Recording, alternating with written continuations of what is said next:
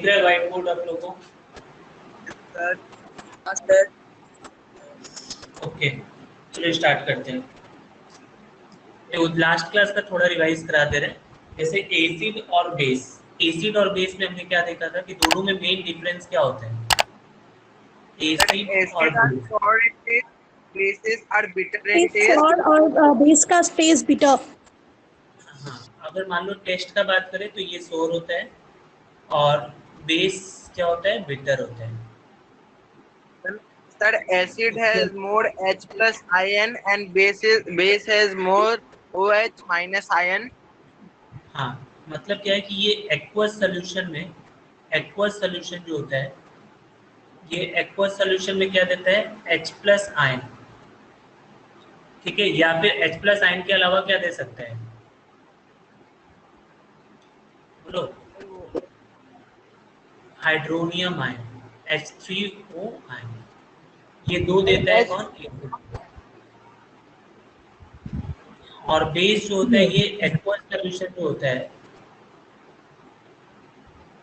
Aqueous solution में क्या देता है? OH माइनस आयन देता है। OH minus. हाँ, अच्छा, लिटमस पेपर का कलर जो है एसिड कैसे कलर में चेंज कर देता है? सर रेड में हाँ, ये ब्लू लिटमस जो होता है, ब्लू लिटमस को चेंज कर देता है किसमें? रेड में। और ये क्या करता है? सर रेड लिटमस को ब्लू में। हाँ, सर रेड को ब्लू में कर देता है बेसिस। यस, बेस जो होता है वो रेड लिटमस जो होता है इसको चेंज कर देता है, इसका कलर किसमें? ब्लू में। ठीक है, एसिड जो था उसका बहुत सारा एग्जांपल था। जैसे मान लो एसिड का एग्जांपल में हम लोग बोले थे क्या था? HCl था। HCl, या H2SO4. फिर नाम बताते जाओ। एसिड का हाँ, HCl का नाम क्या होगा? Sir hydrochloric hydrochloric acid. Acid, hydrochloric acid, sulphuric sir natural acid भी बोल सकते हैं क्या? H2SO4 को सल्फ्यूरिक एसिड भी बोल सकते हैं। ये सर? 5 हो गया। हाँ बोलो। सर ये नेचुरल एसिड्स भी बोल सकते हैं क्या? एसिटिक कौन सा? एसिड, लैक्टिक एसिड, ये सब। वो सब भी बोल सकते हो, लेकिन फिलहाल ये 5 जो होता है ज्यादा इंपॉर्टेंट होता है। सर फिर NaCl, सोडियम क्लोराइड। हम्म, ये देखो, मान लो कुछ यहाँ पे एसिड लिखा है मैंने, कुछ बेस लिखा है। अगर इसका मैं एक्वस सोल्यूशन बनाऊंगा, एक्वस सोल्यूशन का मतलब जब इसको अगर हम लोग वाटर में मिलाएंगे तो वाटर में मिलाएंगे तो कैसे टूट जाएगा? HCl कैसे टूटेगा? Yes, H plus. H2SO4 को वाटर में मिलाओगे कैसे टूट जाएगा? H plus SO4 2 minus. SO4 2 minus. ठीक है, अभी अगर दोनों को बैलेंस करना होगा तो देखो यहाँ पे 2 हाइड्रोजन है, तो यहाँ पे भी मुझे क्या करना है? 2 हाइड्रोजन लगाना है। HNO3 क्या होगा बताओ? Sir H plus NO3 minus. Yes, H plus NO3 minus. H2CO3, H sir plus, यहाँ पे होगा H plus CO3 2 minus. CO3 2 minus. Yes, CO3 2 minus. H3PO4, H plus, sir H plus three minus. PO4 3 minus. ठीक है, अगर basis वाले का हम लोग बात करें तो NaOH कैसे टूट जाता है? Na plus sir Na plus OH minus. Minus. KOH कैसे टूटता है? K plus OH minus. Yes, ये कैसे टूटेगा? Ca 2 plus OH. OH minus. OH minus. और ये हो गया Mg2 plus. Mg2 plus OH minus. ठीक है, अभी देखो एक क्या होता है, नॉर्मली क्या होता है कि कोई भी सॉल्यूशन हम लोग जब लेते हैं तो किसी भी सॉल्यूशन में क्या होता है कि जैसे मान लो ये अगर सॉल्यूशन वाटर का लिए हम लोग, तो इसमें H प्लस भी होता है और OH माइनस भी होता है। ठीक है, लेकिन ये कैसा सॉल्यूशन हो गया? ये न्यूट्रल क्यों बोला जाता है इसको? सर क्योंकि पॉजिटिव और दोनों कट होके जीरो आ जाता है। सर एसिड और बेस कट होके जीरो आ जाता है, मतलब जितना न्यूट्रल H कर प्लस का कॉन्सेंट्रेशन है उतना ही क्या होगा? OH माइनस का भी कॉन्सेंट्रेशन होता है, इसलिए क्या होता है? ये न्यूट्रल हो जाते हैं। ठीक है, अभी देखो ये जो एसिड मैंने इतना सारा लिखा, बेसिस इतना सारा लिखा है, इसमें कुछ एसिड जो होगा वो स्ट्रांग होगा और कुछ एसिड जो होगा वो वीक होगा। तो जैसे मान लो ये वाला जो एसिड 3 जो होता है इसको हम लोग क्या बोलते हैं, स्ट्रांग एसिड। स्ट्रॉन्ग एसिड इसको क्यों बोला जाता है, क्योंकि मान लो जब इसका एक्वस सोल्यूशन जब मिलाओगे तो ये बहुत ज्यादा, जैसे मान लो अगर हम लोग इस तरीके से बोल सकते हैं कि अगर मान लो कि HCl का मैंने 100 मॉलिक्यूल अगर लिया, मान लो अगर 100 मॉलिक्यूल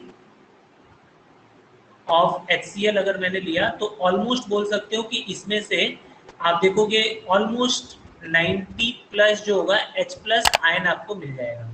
मतलब बहुत ज्यादा से ज्यादा मॉलिक्यूल क्या करता है, H प्लस आयन में डिसोसिएट्स हो जाता है। तो ऐसे एसिड्स को हम लोग क्या बोलेंगे, स्ट्रॉन्ग एसिड बोलेंगे। और नीचे वाला ये जो 2 एसिड है इसको हम लोग बोलते हैं वीक एसिड। वीक एसिड इसको क्यों Sir? बोला जाता है? हाँ बोलो। सर तो पता कैसे चलेगा कि ये स्ट्रांग ये वीक है, मतलब याद करना पड़ेगा क्या? नहीं, रिएक्शन से समझ में आ जाता है। ठीक है, अभी तो फिलहाल आप लोग याद कर लो ये 3 को, ठीक है। लेकिन बाद में जैसे लैब में इसको टेस्ट करके हम लोग पहचान पाते हैं कि कौन कौन सा जो है वो स्ट्रॉन्ग है और कौन कौन सा वीक एसिड है, उसका जो है वो हम लोग रिएक्शन करवा के हम लोग को पता चल जाता है। ठीक है, फिलहाल के लिए आप लोग याद कर लेना कि स्ट्रॉन्ग में ये 3 याद कर लेना, HCl, H2SO4, HNO3। इसको हम लोग बोलते हैं क्या, स्ट्रॉन्ग एसिड। क्यों स्ट्रॉन्ग एसिड बोलते हैं, क्योंकि इसका जो एक्वस सोल्यूशन होता है उसमें ज्यादा से ज्यादा अमाउंट में क्या मिलता है आपको, H प्लस आयन मिलेगा। और जो वीक एसिड होगा उसमें क्या होगा, उसका जब एक्वस सोल्यूशन बनाओगे, मान लो अगर इसका 100 मॉलिक्यूल अगर मैंने लिया, जस्ट एक एग्जांपल बोल रहा हूँ, 100 मॉलिक्यूल लोगे तो देखोगे अराउंड 40 प्लस जो होगा H प्लस आयन आपको मिलेगा। मतलब बहुत कम जो होगा वो चीज टूट के H प्लस आयन देगा, तो उसको हम लोग क्या बोलेंगे, वो वीक एसिड हो गया। समझ में आया स्ट्रॉन्ग एसिड और वीक एसिड में डिफरेंस? बोलो। हाँ सर। ठीक है, उसी तरीके से देखो ये जो ऊपर का ये जो 2 होता है, ये दोनों जो होता है इसको हम लोग बोलते हैं स्ट्रॉन्ग बेस। और नीचे वाला ये दोनों जो है इसको कहीं ना कहीं हम लोग क्या बोलते हैं, वीक बेस। इसके अलावा बहुत सारा भी होता है, सर लेकिन आप लोग को जो काम का है वो ये चारों है। हाँ बोलो। सर आपका स्क्रीन दिखाई नहीं दे रहा है। सबको ऐसा हो रहा है या फिर तुमको ही हो नहीं रहा सर, दिख रहा है। मेरे को भी।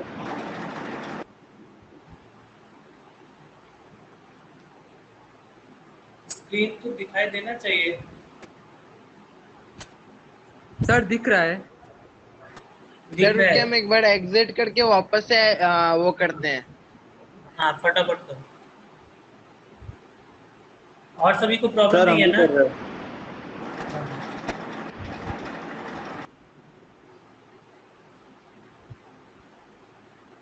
सर हाँ बोलो।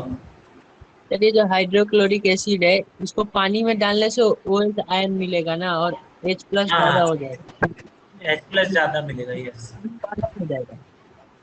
हाँ राइट सर, वो अलग हो जाएगा ना, हाइड्रोनियम आयन हाँ, बनाएगा। H प्लस हाँ वो अलग हो जाएगा। H प्लस अलग हो जाएगा और वो फिर से अगर मान लो वाटर से रिएक्ट आ कर। गया। सर अब आ गया। ठीक है सर। तो स्ट्रॉन्ग एसिड और वीक एसिड समझ में आया ना आप लोग को, और स्ट्रॉन्ग बेस और वीक बेस? हाँ सर। हाँ सर। ठीक है, यस सर। आगे बढ़ते हैं। फिर उसके अलावा एक चीज और मैंने थोड़ा सा और रिवाइज करा था, फिर हम नया स्टार्ट करेंगे। इसके अलावा देखो कुछ कुछ हम लोग रिएक्शंस पढ़े थे एसिड और बेस के बारे में, थोड़ा बहुत मैंने बताया था आप लोग को। सबसे पहला जो रिएक्शन होता है आ, वो ये था कि अगर मान लो कोई भी एसिड अगर मेटल के साथ रिएक्ट करता है तो क्या बनाता है, एनी एसिड जब सर वो मेटल के साथ hydrogen gas. Yes, salt plus hydrogen gas. ये जो हाइड्रोजन हाइड्रोजन। गैस मिलता है इसका आप लोग पहचान कैसे करते हैं? Sir when it burn it sir give a pop sound. Or born with a Yes. pop sound. Yes, it burn with pop sound. पटाखा जैसे जलता है उस तरीके से साउंड होने लगता है, बर्न विद पॉप साउंड। ठीक है, ये एक था। जैसे एग्जांपल में बहुत सारा हो गया, जैसे मान लो अगर मैंने बोला जिंक Zn प्लस H2SO4 तो क्या बना देगा Zn plus H2SO4, ZnSO4 plus hydrogen gas. ठीक है, इस तरीके से बहुत सारे एग्जांपल हम लोग बोल सकते हैं। दूसरा मैंने आप लोगों को पढ़ाया था कि अगर मान लो कोई एसिड है, अगर वो मेटल के कार्बोनेट के साथ रिएक्ट करता है, मेटल कार्बोनेट या फिर मेटल का बाइकार्बोनेट, ये कार्बोनेट बाइकार्बोनेट क्या? कार्बोनेट का मतलब CO3 होता है, बाइकार्बोनेट का मतलब क्या होता है, HCO3। ठीक है, इसके साथ HCO3 लगा रहता है और कार्बोनेट का मतलब CO3 लगा रहता है। तो एज देखो यहाँ पे CO3 है, तो इसलिए यहाँ पे देखो सॉल्ट प्लस वाटर तो बनेगा ही, सॉल्ट प्लस वाटर तो बनता ही है, साथ में एक्स्ट्रा में क्या बनता है यहाँ पे बताओ? Carbon dioxide. यस, इसके अलावा एक कार्बन डाइऑक्साइड गैस यहाँ से निकल जाता था। अभी ये जो कार्बन डाइऑक्साइड का, इसका हम लोग टेस्ट कैसे कर रहे थे, तो इसका टेस्ट करने के लिए हम लोग क्या करते थे, जो कार्बन डाइऑक्साइड है इसको हम लोग किसमें पास करा देंगे, साल्कलाइन। सर साल्कलाइन वो तो वो हो जाएगा मतलब हाँ, साल्कलाइन में जब कार्बन डाइऑक्साइड को पास कराओगे सर तो यहाँ से लड़ा कैल्शियम कार्बोनेट, यहाँ से बन जाता है कैल्शियम कार्बोनेट और वाटर। ये जो कैल्शियम कार्बोनेट है ये एक व्हाइट प्रेसिपिटेट होता है, मतलब जो सॉल्यूशन का कलर कैसा हो जाता है, मिल्की हो जाएगा। तो हम लोग को समझ में आ जाएगा कि जो गैस निकल रहा था वो कैसा निकल रहा था, वो क्या था, वो कार्बन डाइऑक्साइड था। और लेकिन अगर मान लो ये कार्बन डाइऑक्साइड, हाँ सर मतलब वो प्रेसिपिटेट मतलब व्हाइट के जैसा नीचे जम जाएगा या पूरा व्हाइट कलर का हो जाएगा पानी? कुछ थोड़ा बहुत जम जाएगा, लेकिन ज्यादातर क्या होगा, खुला रहेगा, इसलिए हम लोग को वो क्या दिखेगा, पूरा मतलब व्हाइट कलर का, एक्चुअली पूरा सॉल्यूशन ही मिल्की टाइप का दिखेगा। ठीक है, और अगर मान लो ये CO2 अगर एक्सेस में होगा, अगर CO2 क्या है, एक्सेस में है, तो एक्सेस में होने की वजह से क्या होगा, CaCO3 जो है फर्दर रिएक्ट किससे कर जाएगा, वाटर के साथ रिएक्ट करेगा और CO2 के साथ रिएक्ट करके फाइनली बना देगा कैल्शियम बाइकार्बोनेट। और ये जो कैल्शियम बाइकार्बोनेट होता है इसका कलर कैसा होता है बताओ? कलरलेस। कलरलेस। ये कलरलेस, वेरी गुड। ठीक है, तो ये कलरलेस हो जाता है। तो ये दो रिएक्शन था, और एक रिएक्शन और हम लोग पढ़े थे कि अगर कोई एसिड अगर मेटल ऑक्साइड के साथ रिएक्ट करता है, मेटल ऑक्साइड, मेटल का जो ऑक्साइड होता है उसका नेचर कैसा होता है, एसिडिक होता है कि बेसिक होता है? बेस। Base. ये चीज याद रखना कि मेटल का जो भी ऑक्साइड होगा, हाइड्रो ऑक्साइड होगा या फिर कार्बोनेट होगा, सारा बेसिक नेचर का होगा। तो अगर एसिड और बेस दोनों अगर रिएक्ट करता है तो क्या कंपाउंड बनाता है, कंपाउंड बनता है सॉल्ट प्लस। ठीक है, तो ये इस तरीके से ये वाला जो रिएक्शन है इसका नाम क्या है, ये रिएक्शन का नाम क्या हुआ, कॉमन ऑक्साइड फ्यूजन हो गया, ऑक्साइड, ऑक्साइड बता दीजिए सर, ऑक्साइड बोलना है मतलब ऑक्साइड, ऑक्सीजन लगा होगा तो ऑक्साइड हो जाएगा, लाइक MgO ऑक्साइड लगा है तो ऑक्साइड हो गया। एक बार से बोल सकते हैं मतलब कट गया था। कहाँ से कट गया था बताओ, ये सब तो पिछला क्लास का है, इसमें क्या है? थर्ड वाला ही से शायद। थर्ड वाला में क्या था, थर्ड वाला तो मैंने बताया कि कोई भी देखो, ओ याद एसिड रखना, plus base equal to salt plus water. हाँ सर ये वाला है हाँ। कोई भी मेटल का जो होता है, मेटल का ऑक्साइड हो या मेटल का हाइड्रो ऑक्साइड हो या फिर मेटल का कार्बोनेट हो, याद रखना ये सारा बेसिक नेचर का होता है, बेसिक नेचर का होगा। जैसे मान लो मेटल का ऑक्साइड बोल, हाइड्रो ऑक्साइड बोलने का मतलब NaOH कैसा होता है, बेसिक होता है कि नहीं, KOH, यस सर। सारा क्या होगा, ये तो बेसिक होगा। मेटल का कोई भी ऑक्साइड बना लो, मेटल का ऑक्साइड जैसे मान लो मैंने एग्जांपल ले लिया कॉपर का ऑक्साइड, ये सारा क्या होगा, बेसिक होगा। जितना भी कार्बोनेट भी होगा मेटल का, जैसे ये CO3 जो होता है, ये भी क्या होता है, बेसिक नेचर का ही होता है। तो अगर मान लो कोई भी बेस जो है अगर वो एसिड से रिएक्ट करता है, मान लो ये सारा अगर एसिड, कोई भी बेस अगर जैसे मान लो एसिड के साथ इन तीनों में किसी का भी अगर रिएक्शन कराओगे, बेस का क्या बनेगा, सॉल्ट और वाटर तो बनाना ही है। लेकिन जैसे मान लो ये जो सिंपली अगर मान लो जैसे मेटल का ऑक्साइड ले लो या हाइड्रो ऑक्साइड ले लो या कार्बोनेट, तीनों केस में देखो कार्बोनेट में एक्स्ट्रा में क्या होता है, 3 होता है ना, तो इसकी वजह से एक कार्बन डाइऑक्साइड और एक्स्ट्रा में मिल जाता है, ठीक है। और वही अगर मान लो कोई नॉन मेटल का ऑक्साइड हो गया, नॉन मेटल का ऑक्साइड, ठीक है, या फिर नॉन मेटल का कोई भी कार्बोनेट वगैरह कुछ भी ले लो, तो ये जो होता है कैसा होता है, ये एसिडिक नेचर का होता है। और हम लोग को पता है कि एसिड और बेस दोनों मिलकर क्या बनाता है, सॉल्ट एंड वाटर। और ये जो रिएक्शन है इसका नाम क्या होता है बताओ, what is the name of this reaction, बताओ। Neutralisation sir neutralisation reaction. Yes, हाँ, इसको हम लोग neutralization बोलते हैं न्यूट्रलाइजेशन रिएक्शन, ठीक है। तो ये एसिड का कुछ रिएक्शन था, बेस वाले का भी फटाफट देख लेते हैं, फिर हम लोग आगे की तरफ बढ़ेंगे।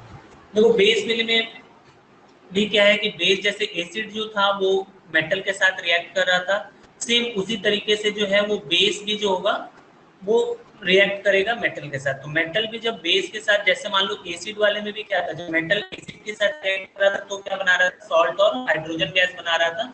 उसी तरीके से क्या होगा कि अगर मेटल को बेस के साथ भी रिएक्ट करा दोगे तो भी क्या बनाएगा, सॉल्ट और हाइड्रोजन गैस ही बनाएगा। जैसे जी मान लो ऐड करते हैं, यहाँ पे एक हाइड्रोजन गैस तो बन के उड़ जाएगा, और साथ में एक कंपाउंड बनता है, इसका नाम है Na2ZnO। इसका क्लास में डिस्कस किया, इसको हम क्या बोलते हैं, सोडियम।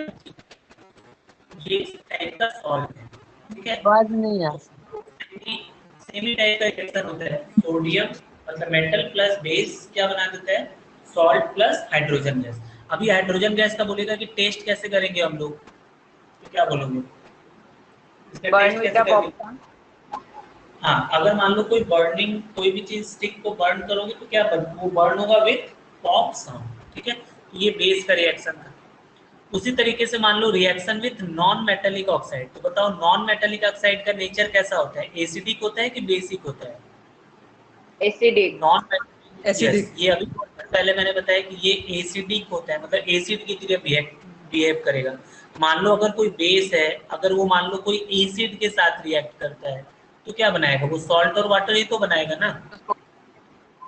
तो इसका एक एग्जांपल याद रखना कि जैसे मान लो कोई भी एक बेस ले लेते हैं, जैसे कैल्शियम हाइड्रोक्साइड ले लेते हैं, और एसिडिक नॉन मेटेलिक ऑक्साइड में जैसे मान लो कार्बन डाइऑक्साइड ही ले लो, तो यहाँ से क्या बना देगा, ये CaCO3 बना देगा, और साथ में क्या बना देगा, हाइड्रोजन गैस, सॉरी वाटर बना देगा, ठीक है। तो ये एक रिएक्शन आप लोग याद रखना, ये उतना ज्यादा इंपॉर्टेंट नहीं है, बस जान के रखो कि क्या बनता है, ठीक है। कभी कभी एग्जाम में पूछ सकता है। समझ में आ गया, दो रिएक्शन याद रखना है, एक मेटल का बेस के साथ हाइड्रोजन गैस बनेगा, और उसका नॉन मेटेलिक ऑक्साइड के साथ सॉल्ट एंड वाटर बनेगा, ठीक है। उसके बाद जैसे मान लो एक चीज, हाँ ये सबसे इंपॉर्टेंट पॉइंट है, effect of dilution of acid और बेस। सबसे पहला चीज देखो, एसिड या बेस जो होता है वो दो टाइप का हम लोग बोल सकते हैं। एक बोल सकते हैं हम लोग कॉन्सेंट्रेटेड एसिड या बेस, या फिर दूसरा हम लोग बोल सकते हैं डाइल्यूटेड या डाइल्यूट सिंपली बोल सकते हो, डाइल्यूटेड नहीं बोलकर डाइल्यूट बोल सकते हो, डाइल्यूट एसिड और बेस। तो देखो ये कॉन्सेंट्रेटेड एसिड या फिर डाइल्यूट एसिड, इसका क्या मतलब होता है, सर कॉन्सेंट्रेटेड मतलब पूरा प्योर एसिड रहता है, और डाइल्यूट मतलब वाटर से मिक्स।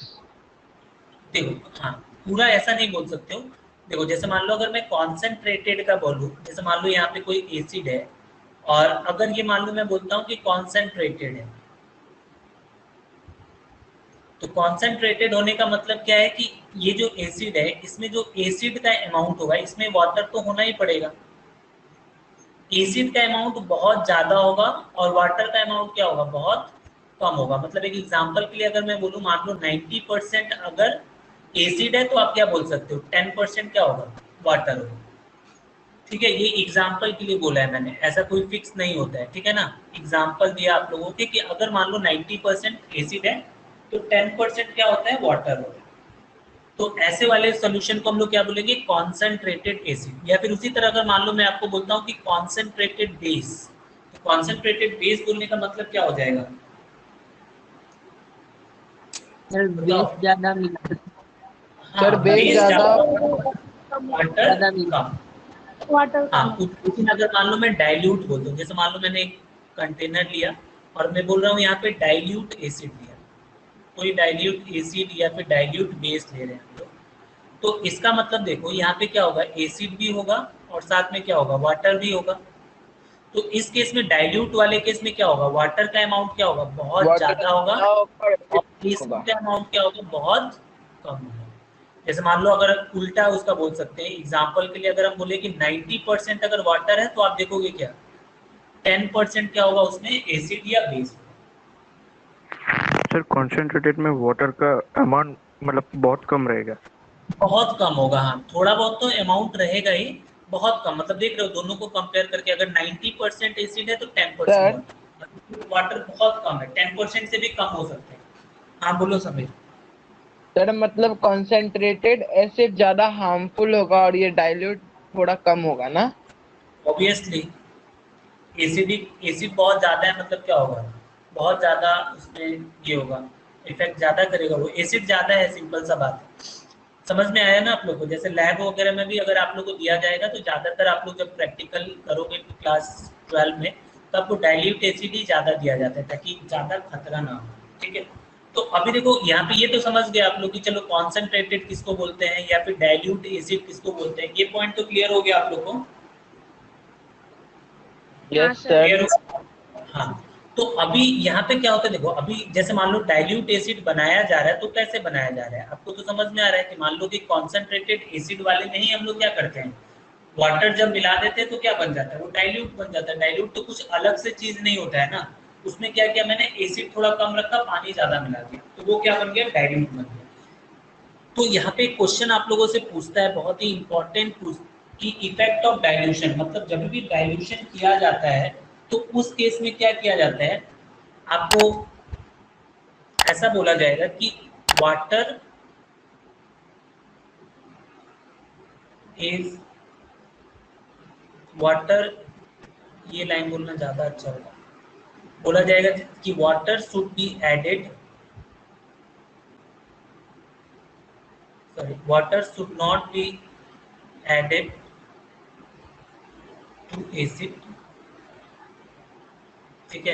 यहाँ पे क्या करते हैं हम लोग, वाटर को जो है एसिड में डायरेक्ट हम लोग ऐड नहीं करते हैं, हम लोग को क्या करना पड़ता है, जैसे ये चीज मैं क्या समझाना चाहता हूँ मैं आपको बताता हूँ। जैसे मान लो कि हमको डाइल्यूट करना है, मतलब पानी मिलाना है, तो ऐसा नहीं करेंगे हम लोग क्या, कि जैसे मान लो यहाँ पे मैंने क्या लिया, एक कंटेनर लिया, इसमें ये पूरा यहाँ पे क्या कर दिया, एसिड डाल दिया, एसिड है।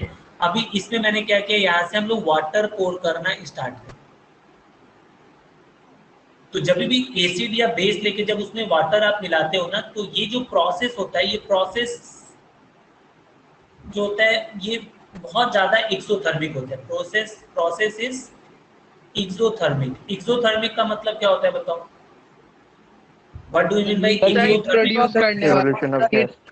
वाला। हाँ, कोई भी प्रोसेस एक्सोथर्मिक है, मतलब क्या होता है कि large amount of heat is produce, यहाँ पे क्या होगा, large amount of heat is produce, ठीक है। तो अगर मान लो क्या हो गया, जैसे मान लो एसिड अगर ले लिया, उसमें अगर वाटर मिलाना स्टार्ट कर दोगे, डायरेक्ट अगर वाटर डाल दोगे, तो वो रिएक्शन इतना एक्सोथर्मिक होगा कि जो कंटेनर है वही इतना ज्यादा हीट प्रोड्यूस होगा कि कंटेनर ही क्या होता है, ब्लास्ट कर जाता है। इसलिए हम लोग क्या करते हैं, कभी भी एसिड जो होता है उसमें वाटर नहीं मिलाते, हम लोग को क्या करना पड़ता है, जो प्रोसेस करेक्ट वाला प्रोसेस है, वो करेक्ट वाला प्रोसेस हम लोग क्या फॉलो करेंगे, तो हम लोग सबसे पहले क्या करेंगे, जितना मुझे वाटर मिलाना है, ठीक है, मान लो आपने डिसाइड कर लिया कि मुझे इतना % वाटर मिलाना है, तो आप क्या करोगे कि पहले ही कंटेनर में यहाँ पे आप वाटर रख लोगे, ठीक है, पहले ही वाटर रख लोगे। उसके बाद यहाँ से क्या करोगे, एसिड जो है अभी मिक्स करना स्टार्ट करोगे, आप एसिड जो है आप पोर करोगे ड्रॉप बाय ड्रॉप, हम लोग एक एक ड्रॉप करके क्या करेंगे, वहां पे हम लोग एसिड मिलाएंगे, और साथ में यहाँ पे देखो एक उसको घुमाने के लिए क्या करते हैं, एक स्टीरर होता है जिससे हम लोग क्या करते हैं, उसको मिलाते रहते हैं, ठीक है, इसको ऐसे ऐसे घुमाते रहते हैं ताकि क्या हो कि जो मतलब जो हीट है वो धीरे धीरे क्या हो जाए, वो रिलीज हो जाए, ठीक है। और इससे क्या होता है, एक्सीडेंट नहीं होता है। समझ में आया ये प्रोसेस? Yes sir. यस ठीक है। सर। सर मतलब ड्रॉप बाय ड्रॉप अगर नहीं डालेंगे तो फिर वही रिएक्शन हो कि वो बर्स्ट हो जाएगा ना, बीकर। इसलिए आपको क्वेश्चन पूछेगा कि वाई, ऐसा क्वेश्चन पूछेगा why water should not be added to acid, ठीक है। तो क्या बोलोगे? Sir, why because water, if we pour water to acid directly, the beaker may burst. So this process is very harmful for us. हाँ, या फिर आप मतलब इस तरीके से बोलना कि because if water is directly added to acid, this process is highly exothermic. That means large amount of heat is produced, and because of that beaker might get burst, ठीक है। उस इसलिए हम लोग क्या करेंगे, that's why we should not add water to the acid directly, ठीक है। If we want to dilute an acid, तो आपको क्या करना पड़ेगा, first we take water in a container, then we add acid drop by drop, ठीक है। समझ में आया ये चीज? धीरे धीरे drop by Yes, drop sir. डालेंगे ताकि जो उसका जो डाइल्यूशन का जो इफेक्ट है वो थोड़ा सा कम हो जाए। मतलब ये वाला जो है ये करेक्ट प्रोसेस होता है। समझ में आया? ये आप लोग ऐसा नहीं करोगे, आप लोग ऐसा करोगे, ये वाला प्रोसेस फॉलो करो। क्लियर हो गया ना सबको? ये क्वेश्चन पूछता है आप लोगों से। Sir, हाँ, सर मतलब एसिड अगर कुछ में भी मिलाया जाए तो वो बहुत ज्यादा हीट प्रोड्यूस करता है ना अगर कॉन्सेंट्रेटेड है तो करेगा ही सर, इसलिए जलाना। वो कुछ भी हाथ में लगता है या फेंकता है ना एसिड कोई लोग, उससे जल जाता है ना। हाँ, वो डिपेंड करेगा। अगर कॉन्सेंट्रेटेड एसिड लोगे तो जल जाएगा। अगर डाइल्यूटेड एसिड है, मतलब बहुत डाइल्यूट है, मान लो 1% एसिड है और 99% वाटर है, तो वहाँ पे इफेक्ट उतना ज्यादा नहीं होगा, ठीक है। कॉन्सेंट्रेटेड होने से इफेक्ट करेगा। समझ में आ गया ना ये पॉइंट, कैसे डाइल्यूट करना है Yes, एसिड sir. या बेस? ठीक है, आगे बढ़ते हैं। अभी देखो सबसे इंपॉर्टेंट एक पॉइंट ये है यहाँ पे, इंडिकेटर। अभी ये इंडिकेटर क्या होता है? देखो आप लोग एक बात समझ गए कि कुछ एसिड होता है और कोई मान लो क्या हो गया, बेस हो गया। तो अभी इंडिकेटर क्या होता है? इंडिकेटर एक ऐसा चीज है जो अपने या तो कलर चेंज करके या फिर अपना स्मेल चेंज करके या फिर मतलब ऑर्डर चेंज करके ये बता दे कि जो सॉल्यूशन आपने लिया है वो एसिडिक है या बेसिक है। तो उसी को हम लोग क्या बोलते हैं, इंडिकेटर बोलते हैं। जैसे देखो यहाँ पे डेफिनेशन क्या लिखा है, indicators are the substance that change color when they are added to acidic or alkaline solution। ये लोग क्या करते हैं, चेंज करते हैं कलर। कलर केवल कलर ही नहीं चेंज करता है, यहाँ पे ऑर्डर भी हो सकता है। कलर चेंज तो करता है, ये साथ में ऑर्डर भी चेंज करके बता सकता है। ऑर्डर का मतलब स्मेल वगैरह चेंज कर देगा, ठीक है। तो उससे भी आपको पता चल जाएगा क्या होगा कि मतलब एसिड है या बेस है। तो ऐसे चीजों को हम लोग क्या बोलते हैं, हम लोग बोलते हैं इंडिकेटर्स। समझ में आया आप लोग को? इंडिकेटर क्या होता Yes, है? sir. ठीक है। अभी कुछ इंडिकेटर जो होता है वो नेचुरली हम लोग को अवेलेबल है, नेचर से मिलता है, और कुछ को हम लोग क्या करते हैं, लैब में बना सकते हैं। जैसे वही यहाँ पे लिखा है कि litmus, phenolphthalein and methyl orange.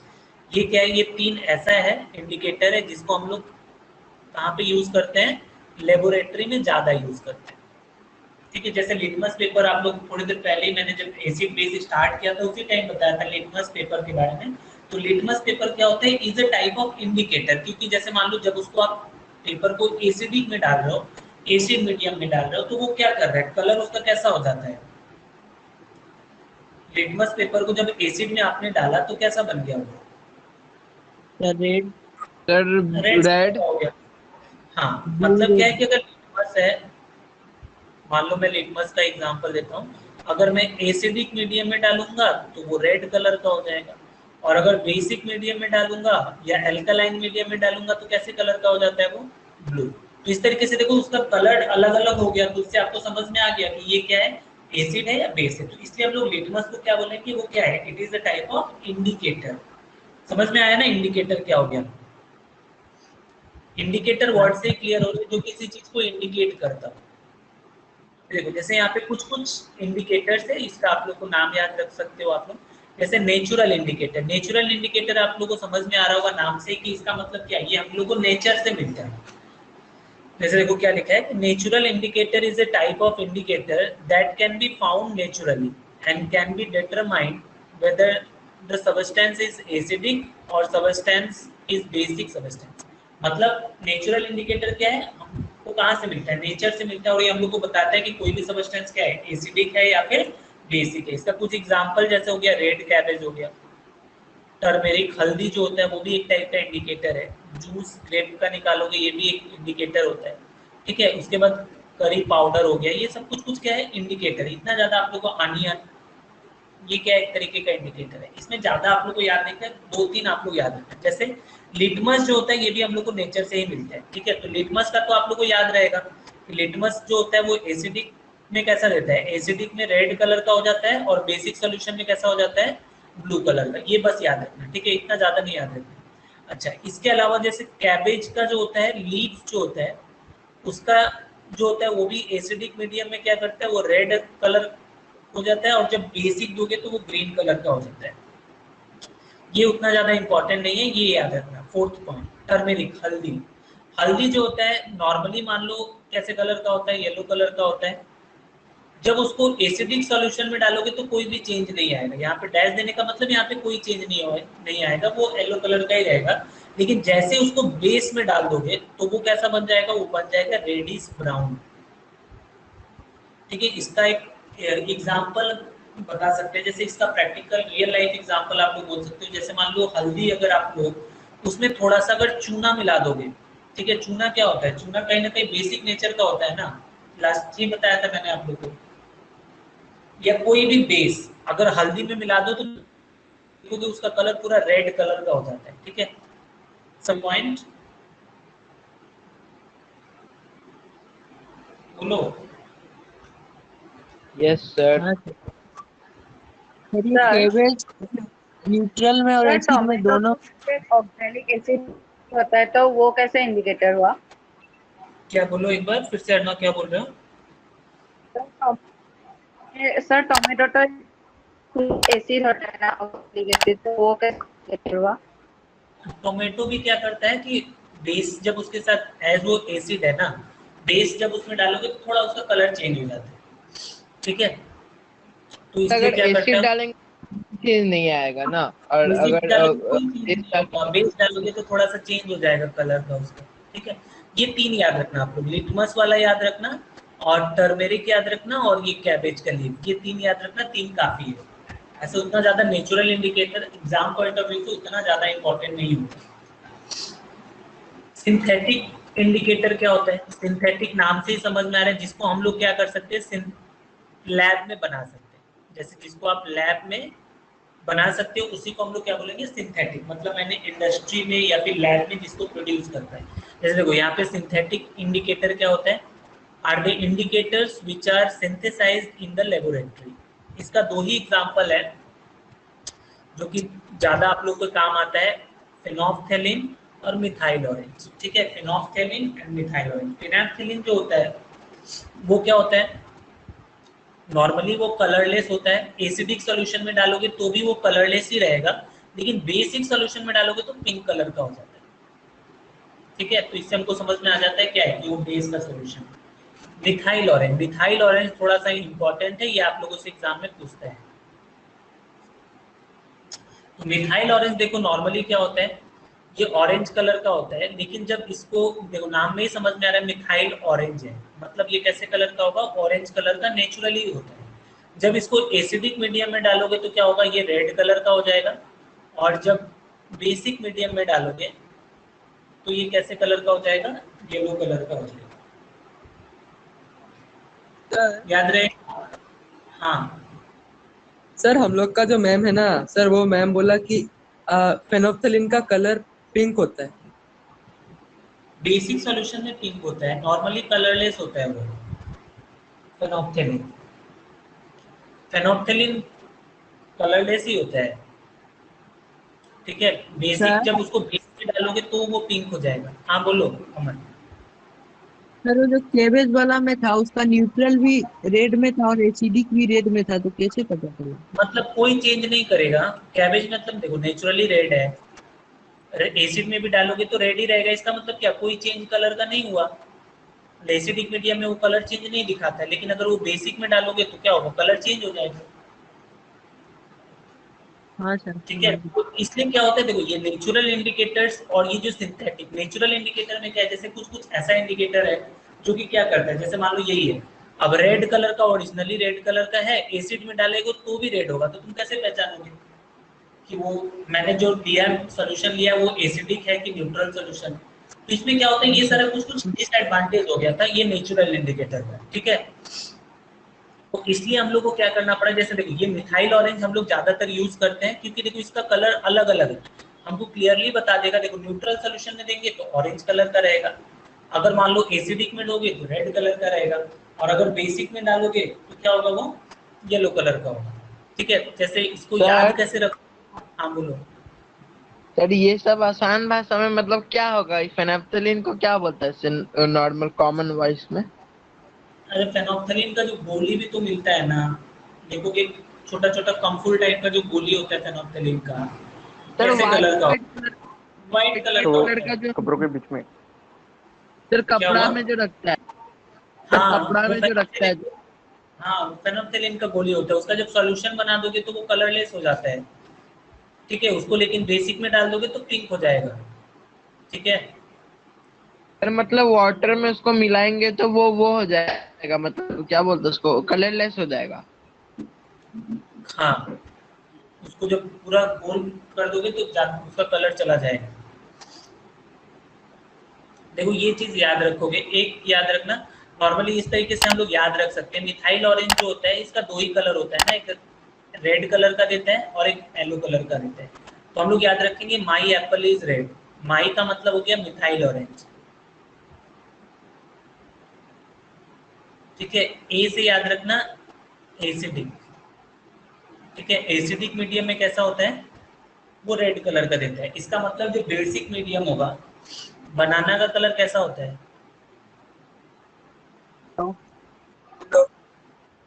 Yellow colour का होगा ना, तो बनाना से याद रखना बेसिक, बेसिक मीडियम में कैसे कलर का देता है, येलो कलर।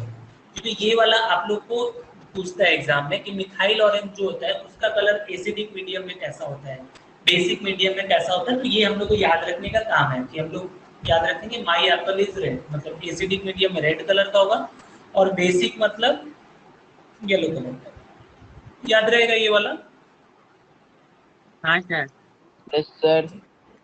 ओके, तो सिंथेटिक हो गया। सिंथेटिक में देखो ये वाला बस मिथाइल ऑरेंज इंपॉर्टेंट है। अभी जो मेन इंडिकेटर, ये भी ऑल्फैक्टरी भी एक होता है, ये भी देख लो। ऑल्फैक्टरी का मतलब क्या होता है, जो अपना स्मेल चेंज कर देता है। ठीक है, स्मेल चेंज करके बता देगा कि वो क्या होता है, कि कुछ एसिडिक है कि बेसिक है। तो ऑल्फैक्टरी इंडिकेटर क्या होता है, an olfactory indicator is a substance whose smell varies depending on whether it is mixed with acidic or basic solution। मतलब इसका एसिडिक या बेसिक सॉल्यूशन में डालोगे तो इसका क्या होगा, स्मेल चेंज हो जाता है। नॉर्मली क्या होता है कि बेसिक सॉल्यूशन में क्या होता है, ये अपना स्मेल को चेंज करता है, एसिडिक सॉल्यूशन में क्या होता है, उतना चेंजेस नहीं होता है। सॉरी उल्टा बोल दिया मैंने। यहाँ पे जैसे देख रहे हो कि smell of this indicator can be detected only in presence of acid, acid के प्रेजेंस में होता है, बेस के प्रेजेंस में नहीं होता। ठीक है, तो इसलिए हम लोग इसको क्या बोलते हैं, देखो ऑल्फैक्टरी इंडिकेटर इसको बोला जाता है। ठीक है, समझ में आ गया? जैसे मान लो ऑनियन जो हो गया या वैनिला का जो पेस्ट होगा, ऑनियन हो गया या वैनिला का पेस्ट, इसको जब एसिडिक कुछ एसिड थोड़ा सा ऑनियन में मिला दोगे तो नॉर्मली ऑनियन का जो स्मेल होता है वो तो जानते ही हो आप लोग, लेकिन जब एसिड में मिलाओगे तो थोड़ा सा उसका स्मेल और चेंज हो जाता है, थोड़ा और गंदा स्मेल का हो जाता है। तो इससे हम लोग को पता चलता है क्या कि वो क्या है, जो मैंने मिलाया है वो क्या है, एसिडिक। तो हालांकि देखो यहाँ पे हम लोग बेस को डिटेक्ट नहीं कर पा रहे हैं, तो ये भी उतना अच्छा इंडिकेटर नहीं माना जाता है। क्या हुआ बोलो? हाँ सर, वही लास्ट वाला आप जो बोले वही कुछ। हाँ मैंने ये बोला कि एसिड जो होगा उसमें क्या होगा, स्मेल चेंज होगा, लेकिन बेस जो होगा इसमें क्या हो गया, स्मेल चेंज नहीं होगा ऑल्फैक्टरी वाले। ठीक है, तो इसलिए क्या होता है, ये बेस को डिटेक्ट नहीं कर पाता है, इसलिए ये भी उतना अच्छा इंडिकेटर नहीं माना जाता है। तो जो मेन आप लोग को इम्पॉर्टेंट इंडिकेटर है वो ये है यूनिवर्सल इंडिकेटर, ये बहुत इम्पोर्टेंट। यूनिवर्सल इंडिकेटर ये क्या होता है? देखो ये एक ऐसा इंडिकेटर है जो कि ये तो बताता ही है कि जो भी सॉल्यूशन मैंने लिया है वो एसिड है या बेस है, और साथ में ये भी बता देता है कि उसका स्ट्रेंथ कितना है। जैसे अगर एसिड है तो वो क्या है, कितना ज्यादा स्ट्रेंथ का एसिड है, अगर वो बेस है तो कितना ज्यादा स्ट्रेंथ का क्या होगा, बेस होगा। ठीक है, देखो क्या लिखा है, जैसे वो यहाँ पे बोल रहा है कि universal indicator is a pH indicator made up of solution of several compound that exhibit several smooth color change over a wide range pH value to indicate the acidity or alkaline of solution। देखो यहाँ पे मतलब क्या है, pH क्या होता है? pH अभी मैं आप लोगों को बताऊंगा जस्ट थोड़ी देर बाद कि pH स्केल होता है। ठीक है, pH का मतलब जो कि हाइड्रोजन आयन के कॉन्सेंट्रेशन को मेजर कर सकता है, उसको हम लोग बोलते हैं pH। तो यूनिवर्सल इंडिकेटर का मतलब समझ में आ गया। इसका एडवांटेज क्या है कि ये तो आइडेंटिफाई तो करता ही है, ये आइडेंटिफाई करता है एसिड और बेस और न्यूट्रल सॉल्यूशन, ये तो कर ही देता है, साथ में उसका स्ट्रेंथ भी बताता है कि जो मैंने, अगर एसिड है तो कितने स्ट्रेंथ का है, बेस है तो कितने स्ट्रेंथ का है। इसलिए हम लोग नॉर्मली यूनिवर्सल इंडिकेटर को यूज करते हैं। देखो strength of acid and base थोड़ी देर पहले हमने बताया, जैसे मान लो कोई एक सॉल्यूशन मैंने लिया, ये सॉल्यूशन में H प्लस भी है और OH माइनस भी है। ठीक है, और मैंने बोला कि H प्लस का जो कॉन्सेंट्रेशन है, ठीक है, concentration of H plus is equal to, equal बोल देते हैं, अगर ये इक्वल है कॉन्सेंट्रेशन ऑफ OH माइनस, तो ये जो सॉल्यूशन होगा, ये सॉल्यूशन कैसा होगा? Sir neutral. यस, ये सॉल्यूशन जो होगा आप लोग Neutral। बोल सकते हैं ये सॉल्यूशन कैसा है, न्यूट्रल। ठीक है, ये न्यूट्रल सॉल्यूशन। ठीक है, अगर मान लो मैं दूसरा लेता हूँ, जैसे मान लो मैंने एक सॉल्यूशन लिया, ये जो सॉल्यूशन है इसमें H प्लस भी है और OH माइनस भी है, और यहाँ पे मैं बोल रहा हूँ कि concentration of H plus ion ये क्या है, ग्रेटर है concentration of OH minus ion, तो ये जो सॉल्यूशन बनेगा ये कैसा होगा? Acidic solution. यस, ये जो सॉल्यूशन होगा, सॉल्यूशन आप बोलोगे क्या होगा, एसिडिक होगा, क्योंकि H प्लस ज्यादा है। उसी तरीके से थर्ड केस हम लोग ऐसा बोल सकते हैं कि मान लो एक सॉल्यूशन है, मतलब उसमें H प्लस भी है, OH माइनस भी है, और जो कॉन्सेंट्रेशन है, कॉन्सेंट्रेशन ऑफ H प्लस वो क्या है, less than concentration of OH minus. तो इस केस में हम लोग क्या बोलेंगे कि जो सॉल्यूशन होगा कैसा होगा, बेसिक। बेसिक। हाँ बेसिक, या फिर हम लोग क्या बेसिक को क्या बोलते हैं, एल्कलाइन। एल्कलाइन। ठीक है, समझ में आया ये पॉइंट। तो इस तरीके से हम लोग स्ट्रेंथ को बता सकते हैं। तो पीएच इंडिकेटर के बारे में समझ में आया आप लोग को थोड़ा बहुत कि पीएच इंडिकेटर क्या होगा, जो कि कलर चेंज करके ये तो बता ही देगा कि वो एसिड है या बेस है, साथ में ये भी बताएगा कि उसका स्ट्रेंथ कितना है। ठीक है, कैसे बताता है ये अभी मैं यहाँ पे देखो समझ। तो देखो एक पीएच स्केल होता है। पीएच स्केल क्या होता है, पहले पीएच स्केल समझ लो। जैसे ये इस टाइप का एक स्केल मिलता है, लैब में मिलेगा। देखो, it is the scale for measuring hydrogen ion concentration. ठीक है, मतलब ये जो स्केल है इससे आपको पता चलता है कि हाइड्रोजन आयन का कॉन्सेंट्रेशन कितना है, ये मेजर करता है। देखो H जो होता है यहाँ पे, पीएच में जो P होता है, the P in pH scale stand for potenz. Potenz का मतलब होता है पावर, और P का मतलब क्या हो गया, प्रोटेंज या पोटेंज बोलते हैं इसको। H का मतलब क्या हो गया, यहाँ पे देखो PH लिखा हुआ है ना, इस तरीके से PH, तो P का मतलब पोटेंज हो गया, पोटेंज का मतलब क्या होता है, पावर, और H का मतलब क्या हो गया, H से क्या इंडिकेट करेगा, हाइड्रोजन आयन। मतलब पीएच स्केल में हम लोग ये मेजर कर पाते हैं कि जो हाइड्रोजन आयन का कॉन्सेंट्रेशन कितना ज्यादा है। ये पीएच स्केल जो होता है, इसमें देखो ये जो स्केल होता है इसमें 0 से लेके, जैसे यहाँ पे देख रहे हो 0 से लेके 14 तक मार्किंग होता है। pH scale ranges from 0 to 14 with 7 being neutral। जैसे देखो ये जो 7 होता है ये क्या इंडिकेट करता है, ये 7 वाला जो पॉइंट है वो क्या इंडिकेट कर रहा है कि ये न्यूट्रल सॉल्यूशन। कोई भी सॉल्यूशन न्यूट्रल कब होता है? जब H+ और OH- दोनों का कॉन्सेंट्रेशन क्या हो जाए, वहां पे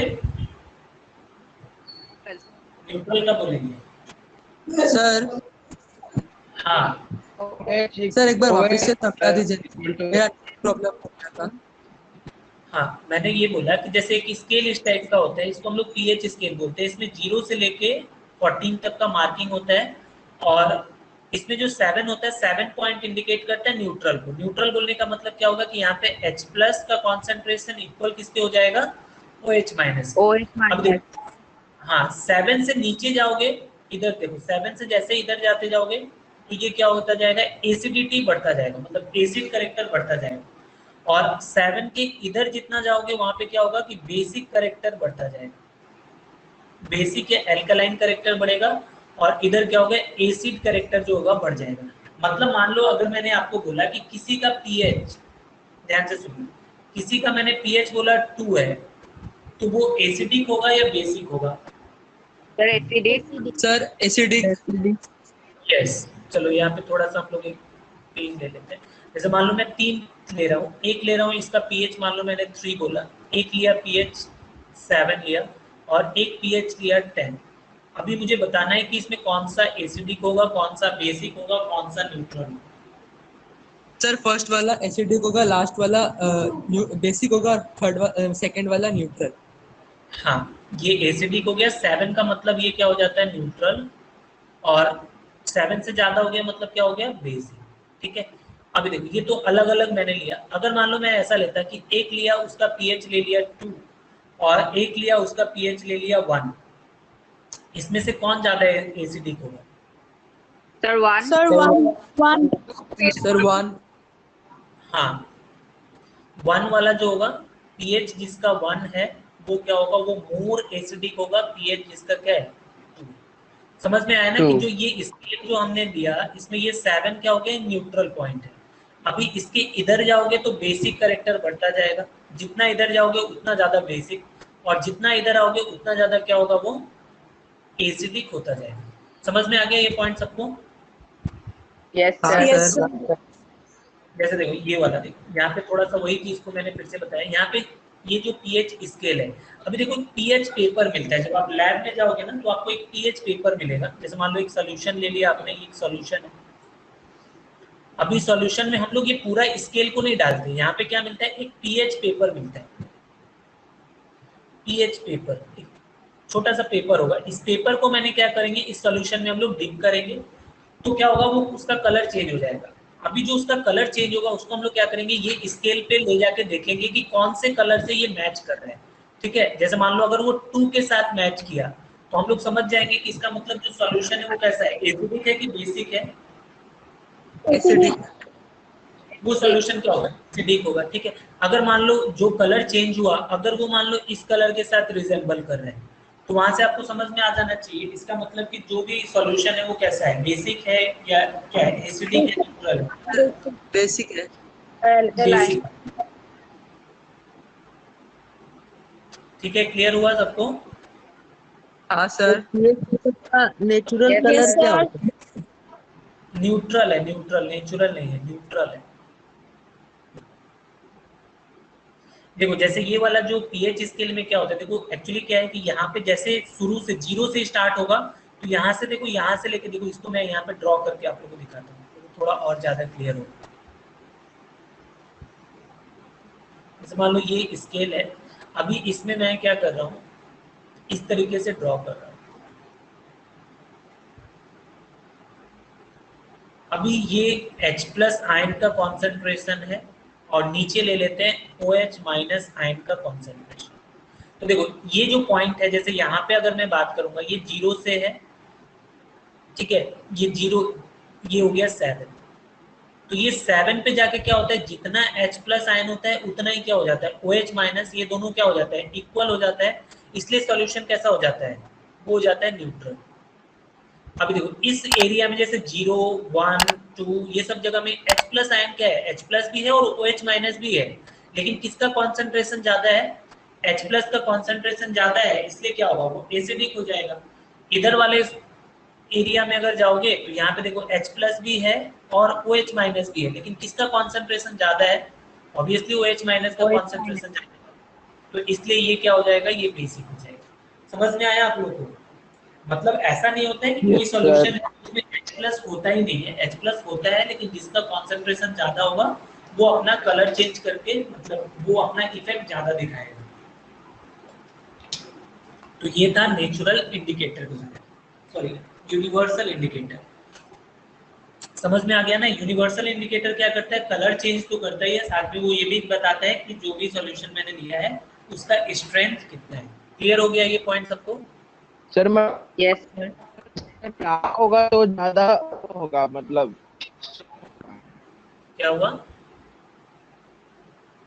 सर मतलब कपड़ा अगर ज्यादा ये डार्क होगा तो ज्यादा बेस होगा। हाँ, जैसे अगर 7 से कम है, मतलब कलर देख लो ना, 7 से कम है तो एसिड, 7 से ज्यादा है तो बेस। अब देखो ये जो पीएच होता है, जो पीएच का कुछ कुछ हमारे लाइफ में भी बहुत ज्यादा इंपॉर्टेंस होते हैं। क्या क्या इंपॉर्टेंस है, तो ये सब थोड़ा सा देखो। Importance of pH in our everyday life. सबसे पहला देखो, प्लांट और एनिमल, कोई भी प्लांट हो या फिर एनिमल हो, दोनों होता है पीएच सेंसिटिव। मतलब दोनों के लिए क्या होता है कि पीएच वैल्यू बहुत इंपॉर्टेंट होता है। जैसे जो प्लांट होता है वो किस पे, प्लांट का जो ग्रोथ होता है वो किस पे डिपेंड करता है, वो डिपेंड करता है नेचर ऑफ सॉइल, ठीक है। और जो सॉइल का नेचर होता है वो डिपेंड करता है पीएच पे। जैसे आपने सुना होगा कि कहीं का जो सॉइल होता है वो एसिडिक होता है, कहीं कहीं का सॉइल क्या होता है, एल्कालाइन होता है। वो किस पे डिपेंड करता है, उसमें कितना ज्यादा हाइड्रोजन आयन प्रेजेंट है। जैसे if the pH of soil is greater than 7, तो क्या बोलेंगे, पीएच अगर ग्रेटर देन 7 है तो क्या होगा, बेसिक। वो एल्कालाइन होगा। हाँ, सर अल्कलाइन एल्कमी है ना? Alkaline, alkaline. If pH of soil is greater than 7, ये नहीं होगा, देन सॉइल क्या होगा, सॉइल इज एल्कालाइन। और प्लांट जो होता है वो ये एल्कलाइन सॉल्यूशन में ग्रो नहीं कर सकता है, ठीक है। Then the plant can not grow in the soil. अगर मान लो किसी भी सॉइल का पीएच अगर 7 से ज्यादा है, ठीक है, तो उस केस में क्या होगा, सॉइल जो होगा वो एल्कलाइन हो जाएगा और प्लांट वहां पे ग्रो नहीं कर सकता है। इसलिए क्या होता है, पीएच का बहुत इंपॉर्टेंट होता है कि पीएच के लिए जो भी सॉइल होना पड़ेगा उसको, उसका क्या करना पड़ेगा, वो आपको 7 से ग्रेटर नहीं होना पड़ेगा, 7 से कम रखना पड़ेगा उसका पीएच। और एनिमल जो होता है, एनिमल में भी जैसे हम लोग का स्टमक में जब आपको डाइजेशन पढ़ाएंगे तो वहां पे आपने पढ़ा होगा कि हमारे स्टमक में, आप लोग क्लास में हुआ है ना डाइजेशन? Yes sir. हाँ सर। हमके स्टमक में क्या होता है, HCl एसिड मिलता है ना? Yes sir. Yes sir. हाँ, तो इसका मतलब हम लोग को भी पीएच का दरकार है। जैसे हम लोग का जो पेट में जब एसिड, पीएच, अगर एसिड HCl का अमाउंट जैसे उल्टा पुल्टा खा लेते हैं, अभी आगे आएगा वो सब चीज, तो पीएच बढ़ जाता है। पीएच बढ़ जाता है तो हम लोग को एसिडिटी हो जाता है। तो इसलिए हम लोग के लिए भी पीएच बहुत इंपॉर्टेंट है, ठीक है। और देखो पीएच, अगर मान लो कोई रेन, जो बरसात होता है, अगर उसका पीएच 5.6 से नीचे हो जाता है तो वैसे रेन को हम लोग क्या बोलते हैं, एसिड रेन बोलते हैं। एसिड रेन सुने हो ना आप लोग? हाँ Yes, sir. Yes sir. Yes sir. हाँ, एसिड रेन मतलब क्या होता है, जब पीएच वाटर 5.6 से कम हो जाता है। एसिड रेन का इफेक्ट क्या क्या होता है बताओ तो? Structure and sir monuments. Monuments. हाँ, मॉन्यूमेंट्स वगैरह जो वो सब खराब होता है। हाँ, ताजमहल वगैरह जो है इसका नुकसान हो जाता है। जितना भी अच्छा अच्छा जो मॉन्यूमेंट्स बना हुआ है, एसिड रेन की वजह से क्या होता है, वो थोड़ा सा डिस्टर्ब हो जाता है। सॉइल का भी आपने देख ही लिया, पीएच ऑफ सॉइल, सॉइल में क्या उसका इम्पैक्ट होता है,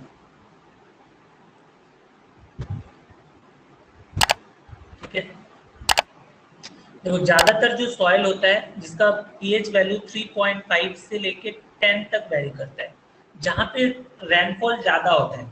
देखो जहाँ लिखा है, in higher rainfall area natural pH of soil typically range from 5 to 7, while जहाँ पे ड्राई होता है, जहाँ पे रेनफॉल कम होता है, वहाँ पे जो पीएच है वो 6.5 से 9 तक होना चाहिए, ठीक है। और जो सॉइल होता है उसको क्लासिफाई किया जाता है based on the pH value. जैसे बोलेंगे कि यहाँ का सॉइल क्या हो गया, एसिडिक, यहाँ का सॉइल हो गया बेसिक, ठीक है। मतलब क्या, पीएच का इंपॉर्टेंस सॉइल में भी होता है। ये हमारे डाइजेस्टिव सिस्टम में अभी थोड़ी देर पहले ही मैंने आप लोगों को बताया पीएच का इम्पोर्टेंट। हमारे जो स्टमक है उसमें कौन सा एसिड प्रेजेंट होता है, HCl एसिड। तो HCl जब उल्टा पुल्टा ज्यादा खा लेंगे तो क्या हो जाएगा, एसिडिटी बढ़ जाता है। आप लोग बोलते हो ना एसिडिटी हो गया, तो एसिडिटी बढ़ कैसे जाता है, ये HCl ज्यादा सेक्रेट हो जाता है तो एसिडिटी बढ़ जाता है। तो अब एसिड को न्यूट्रलाइज करने के लिए हम लोग को क्या चाहिए होता है, एक बेस पीना होता है हम लोग। बेस में एकदम कॉन्सेंट्रेट, हाँ तो बेस जो होता है वो कॉन्सेंट्रेटेड बेस नहीं पीते हम लोग, माइल्ड बेस पीते हैं, जो कि मिल्क ऑफ मैग्नीशिया जैसे इनो वगैरह जो हो गया, उसको हम लोग लेने से क्या होता है, जो एसिड का इफेक्ट है वो क्या होता है, एसिड बेस के साथ रिएक्ट करके क्या बना देता है, सॉल्ट और वाटर बना देता है। इसलिए जो एसिडिटी होता है वो, हाँ अगर सर strong base ले कॉन्सेंट्रेटेड बेस या स्ट्रॉन्ग बेस हम लोग को हार्म करेगा या और अच्छा करेगा? हार्म करेगा। कॉन्सेंट्रेटेड मतलब ज्यादातर बेस हम लोग, बेस भी तो उसमें मेटल है ना, नहीं पी सकते हम लोग जो बेस पीते हैं वो माइल्ड बेस, मतलब बहुत ही एकदम डाइल्यूट होता है, और देखो माइल्ड बेस पीते हैं जिसमें उसका कॉन्सेंट्रेशन कम हो, ठीक है। क्योंकि देखो HCl ज्यादा को न्यूट्रलाइज करना है, जैसे हम लोग के पास जो HCl है हमारे डाइजेस्टिव सिस्टम में, उसमें जो एक्सेस हो गया उसको न्यूट्रलाइज करना है। पूरा HCl को न्यूट्रलाइज कर लोगे तो प्रॉब्लम उल्टा बढ़ जाएगा, अल्सर वगैरह हो जाएगा। तो इसलिए हम लोग को माइल्ड बेस पीना पड़ता है, जो कि जो एक्सेस हुआ है उसको ये क्या कर देता है, ये न्यूट्रलाइज कर देता है। देखो यही चीज लिखा हुआ है सर HCl अगर पूरी HCl होगा तो कौन सा बीमारी होगा? अल्सर, अल्सर डाइजेशन में पढ़ाएंगे ये सब, चिंता मत करो, ठीक है। देखो यहाँ पे क्या लिखा है, during indigestion the stomach produce too much acid and it causes pain and irritation. To correct the disturbance of pH range, milk of magnesia, a mild base is used as a medicine. इसको हम लोग क्या बोलते हैं, एंटा acid बोला जाता है, ठीक है। एंटा एसिड, क्यों इसको एंटा एसिड बोला जाता है, क्योंकि ये रिड्यूस कर देता है इफेक्ट ऑफ एसिड, ठीक है। तो आप लोग को बहुत बार एक बार 10th क्लास में पूछा था कि give an example of antacid, क्या एग्जांपल बताओगे? Milk of magnesia. Milk of magnesia, yes correct, ठीक है। जैसे देखो पीएच चेंज होने से हम लोग का दांत भी जो होता है वो टूटने लगता है। जैसे मान लो जब हम लोग खाते हैं, कुछ उल्टा पुल्टा आप खा लेते हो, तो कुछ भी जब हम लोग खाते हैं, जैसे ये सब चीज डाइजेशन में थोड़ा अच्छे से आप लोग समझोगे, जैसे जब हम लोग कुछ भी कंज्यूम करते हैं तो उसको ये करने के लिए, उसको खत्म करने के लिए, उसको तोड़ने के लिए क्या होता है कि एसिड जो होता है HCl थोड़ा सेक्रेट ज्यादा होता है। तो अब मान लो आपने खा लिया उसको, फिर वहां पे क्या हो गया, एसिड का सेक्रेशन हो गया। अभी आप अगर ब्रश नहीं करोगे तो क्या होगा, वो एसिड के वजह से क्या होगा, जैसे हम लोग का जो दांत का परत जो होता है इनेमल, उसको क्या करेगा, वो एसिड जो है वो डिस्ट्रॉय करना चालू कर देगा। तो इसीलिए क्या होता है, उसके इफेक्ट को कम करने के लिए हम लोग को टूथपेस्ट यूज करना पड़ता है। टूथपेस्ट जो होता है उसमें क्या होगा बताओ, तो बेसिक होगा या एसिडिक होगा? Sir basic. Sir basic. Obviously basic, ठीक है ना। हाँ जैसे देखो यहाँ पे क्या लिखा है, tooth enamel is made up of calcium phosphate and it is hardest substance in the body. Tooth decay start when the pH of mouth is lower than 5.5। 5.5 से देखो नीचे होने का मतलब क्या होगा, एसिडिटी ज्यादा होगा तब होगा ना। 5.5 से नीचे है, 7 पे क्या होता है, न्यूट्रल होता है, उससे नीचे मतलब क्या होगा, एसिड। तो using toothpaste which are generally basic for cleaning the tooth can be neutralize excess acid and prevent tooth decay, ठीक है। इसलिए हम लोग क्या करना है, डेली सुबह में बोला जाता है, सुबह ही नहीं, सुबह और रात दोनों टाइम क्या करना चाहिए, ब्रश करना चाहिए। नहीं तो क्या होता है, दांत जल्दी टूटने लगते हैं। आप लोग करते हो कि नहीं रात में, ऐसे ही सो जाते हो? सर करते हैं। सच बोल रहे हो ऐसे झूठ बोल रहे हो? सर आज से सर करेंगे। करते हैं जब मन करता है। अर्णव सीधी बात बोल रहे नहीं हैं, करते हैं। अर्णव से ही बोला आज से करेगा, ठीक है। नहीं करोगे तो आप लोग का लॉस होगा, ठीक है। दांत टूट जाएगा, शादी के पहले दांत टूट जाएगा आप लोग, ठीक है। दांत बचा के रखो। इसके अलावा देखो self defence bye animal and plant through chemical welfare. जैसे आपने शुरू में ही मैंने बताया था कि जो एंट होती है उसके स्टिंग में क्या होता है, एक एसिड मिलता है, याद है? एसिड का नाम याद है आप लोगों को? Formic methanoic acid acid sir methanoic acid. Yes, methanoic या फिर फॉर्मिक एसिड। उसी तरीके से कुछ प्लांट्स हो गया, कुछ एनिमल हो गया, वो लोग के पास क्या होता है, सेल्फ डिफेंस के लिए क्या होता है, भगवान उन लोगों को क्या दे दिए, थोड़ा सा एसिड दे दिए उन लोगों के पास, ताकि तुम लोग क्या करें, जब ज्यादा कोई डिस्टर्ब करे तो एसिड का यूज करो और अपना सेल्फ डिफेंस करो। जैसे देखो यहाँ पे क्या है कि plant and animal use chemical warfare to protect themselves from the attack, from the attack होगा सेल्फ डिफेंस। जैसे एनिमल में क्या हो गया, बी हो गया, ये क्या करता है, अपना स्टिंग यूज करता है if they find that their life is in danger. उन लोगों को लगता है कि डेंजर है तो क्या करेगा, थोड़ा सा वो स्टिंग से क्या करेगा, एसिड आपके बॉडी में डाल देगा। ठीक है। प्लांट में कुछ कुछ प्लांट होता है जैसे नेटल हो गया, इन लोग में भी क्या होता है, हेयर लाइक प्रोजेक्शन होता है, और जो कि क्या करता है, इंजेक्ट कर देता है acid into the skin of a person that cause several burning. और इसको सर अगर मान नेटल लो होता अभी दिखाते हैं, रुको। ये वाला जो हो गया, जैसे मान लो अगर ये कोई भी एनिमल जिसके पास एसिड है, अगर वो तुमको काट लिया तो उसको, उसके इफेक्ट को न्यूट्रलाइज करने के लिए क्या यूज करोगे? Sir base. सर हाँ, यूज करेंगे, है ना, माइल्ड बेस, जैसे चूना वगैरह, जैसे सर मधुमक्खी वगैरह पे जब काट लेती है ना, तो लोग क्या करते हैं, फटाक से वहाँ पे चूना लगा देते हैं। चूना में क्या होता है, बेस होता है, तो वो क्या करता है, एसिड के इफेक्ट को कम कर देता है। या फिर बेकिंग सोडा वगैरह अप्लाई किया जाता है। हाँ बोलो। सर बहुत लोग बोलते हैं ना कुछ लोहा में ऐसे रगड़ लेने के लिए जहाँ पे काट, उसमें उससे क्या होता है? लोहा से कुछ नहीं होता है। ठीक है, वो एक्चुअली बेस वो आयरन लगाने से कुछ नहीं होता है, वो लोगों का एक वहम है। उतना देर में क्या होता है ना, जैसे मान लो थोड़ा देर रगड़ते रहोगे, तब तक एसिड का इफेक्ट ऐसे ही खत्म हो जाता है। लेकिन अगर उस पर इंस्टेंट रिलीफ चाहिए तो चूना लगा दो।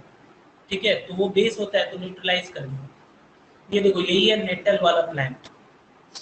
इसमें देखो इस तरीके का जो हेयर लाइक प्रोजेक्शन होता है, इसका कांटा कांटा होता है, इसका खुजली वाला पत्ता जिसको बोलते हो आप।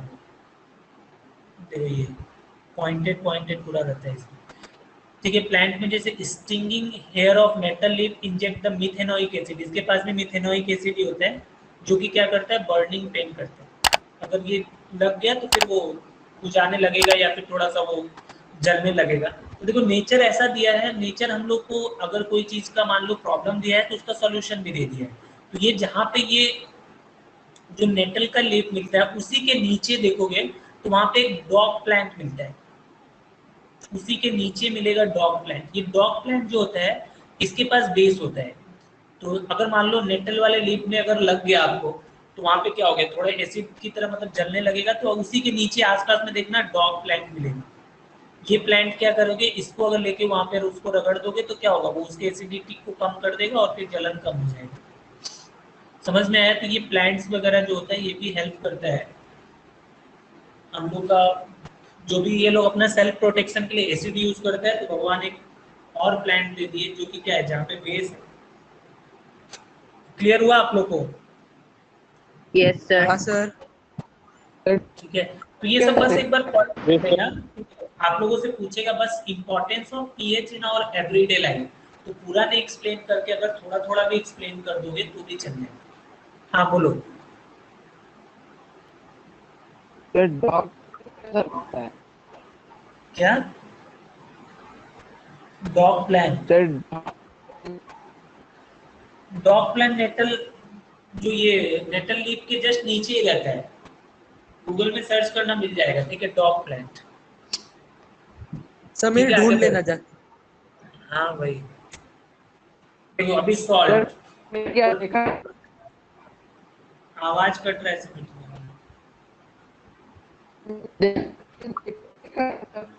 सर आपका आवाज नहीं आ रहा है। आ ही नहीं रहा है मेरा आवाज।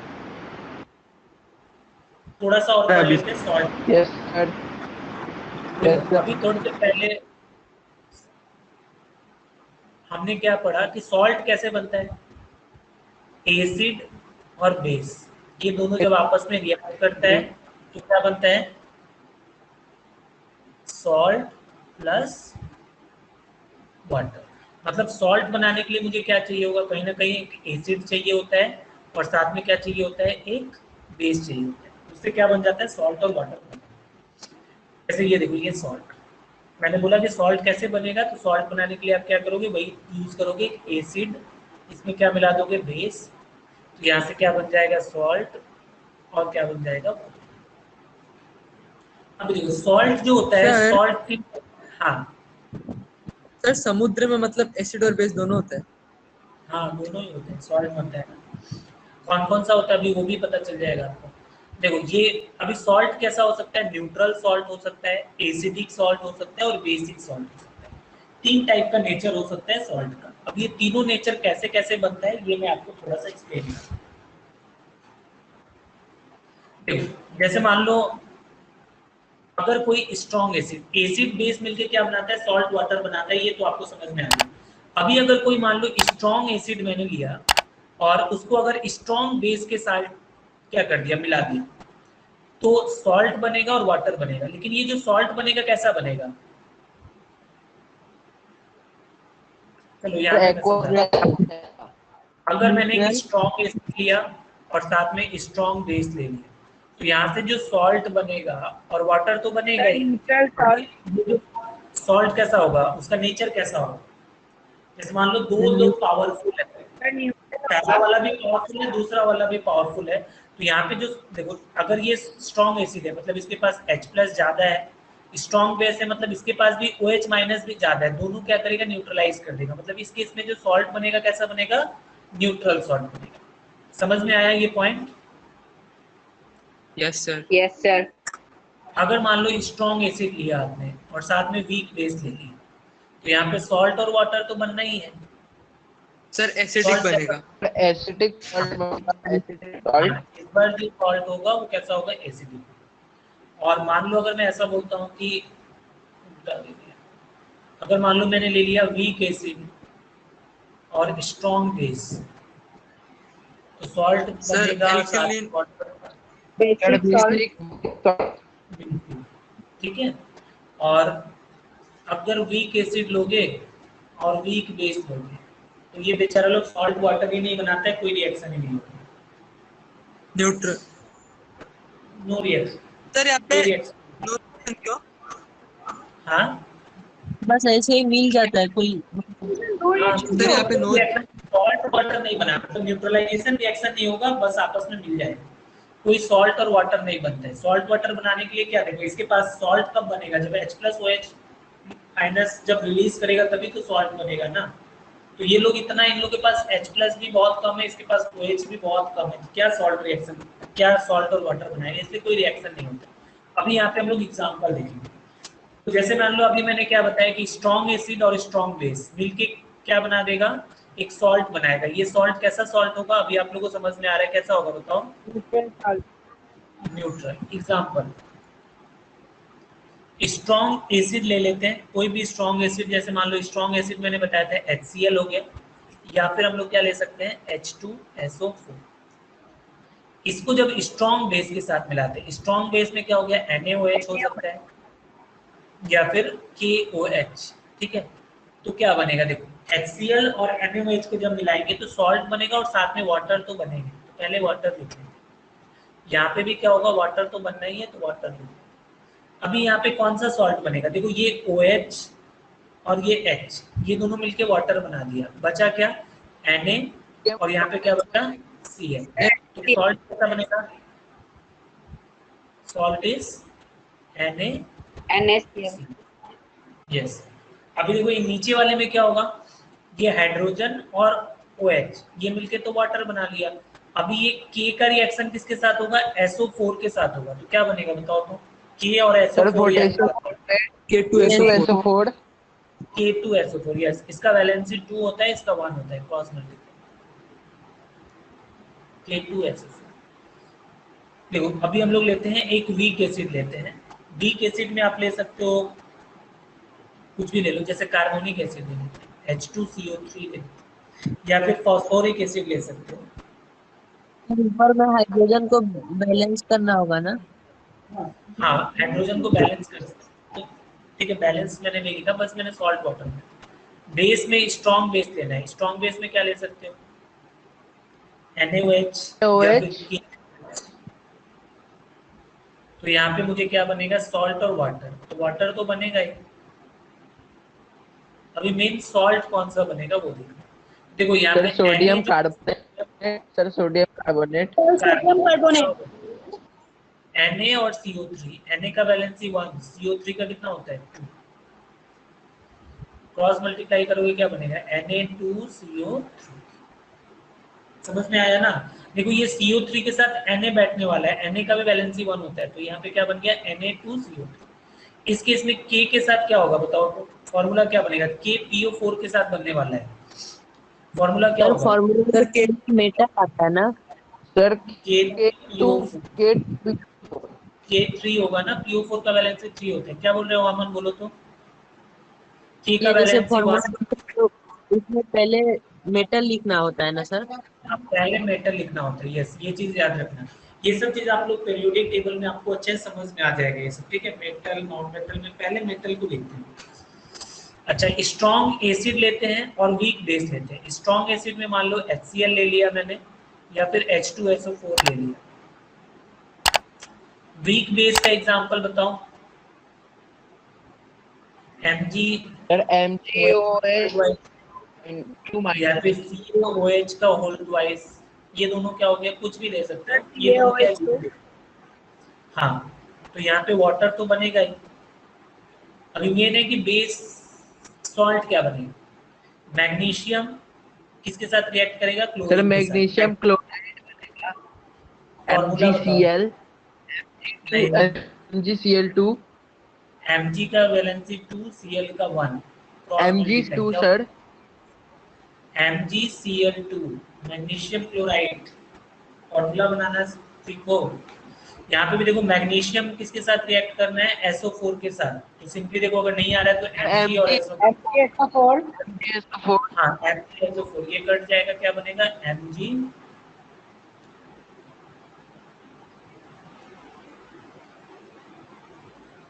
यहाँ पे बन गया MgSO4 और साथ में क्या हो गया। अगर मान लो मैंने एक वीक एसिड ले लिया, मतलब H2CO3 ले लिया, और एक वीक बेस ले लिया MgOH का होल ट्वाइस ले लिया, तो क्या होगा यहाँ पे, नो रिएक्शन। यहाँ पे हो जाएगा नो रिएक्शन। समझ में आया आप लोग को। Yes sir. ठीक है, तो आज के लिए इतना रहने देते हैं, इतना आप लोग अच्छे से रिवाइज कर लो, ठीक है। मैं इसका एक काम करता हूँ, इसमें कुछ कुछ और है, जैसे ये सॉल्ट वगैरह है, इसका मैं PDF आप लोग को आज ही भेज दे रहा हूँ, ठीक है। इसको आप लोग एक बार पढ़ के रख लेना, नेक्स्ट क्लास में मैं फटाफट समझा के कोई दूसरा चैप्टर स्टार्ट कर दूँ, ठीक है ना। इसमें आप लोगों को क्या, हाँ क्या बोलो, सर टेस्ट रिफ्रैक्शन का। हाँ टेस्ट लूंगा उसका, पहले थोड़ा सा पढ़ लेते हैं ना, ये चैप्टर कंप्लीट कर लेते हैं। इसमें देखो आप लोग को ब्लीचिंग पाउडर वगैरह ये सब का जस्ट एक बार आप लोग को यूजेस वगैरह लगेगा, तो इसका मैं आज भेज दूंगा, आपको एक बार रखना पड़ के अपने पास। नेक्स्ट क्लास में इसको फटाफट में एक्सप्लेन कर दूंगा, ठीक है। ज्यादा कुछ बचा नहीं है, Okay, सॉल्ट sir. वाला थोड़ा बचा है।